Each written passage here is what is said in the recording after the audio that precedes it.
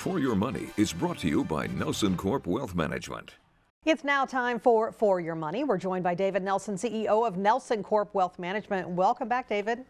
Thank you very much, Brandy. So financial markets look to be signaling an end to the Fed's rate hiking cycle. Do you agree with that assessment? Yeah, we definitely think that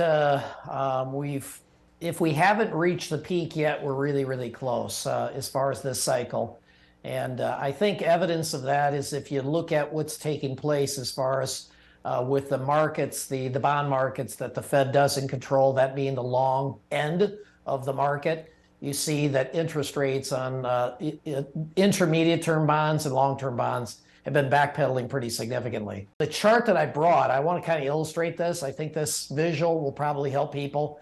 If you look at the far right on the chart, and the red is looking at yields, and it's looking at the long-term yields. And we have highlighted on the right there showing that in October, give or take last year, what we saw is probably the peak as far as in interest rates. As far as, again, on the long end.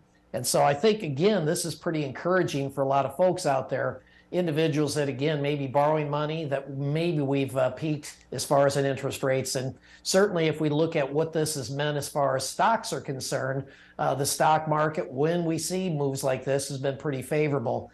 Last item I want to point out is if we look at the top, we've got some arrows there pointing. That's the S&P 500. And the arrows are indicating as far as interest rates moving a certain percentage.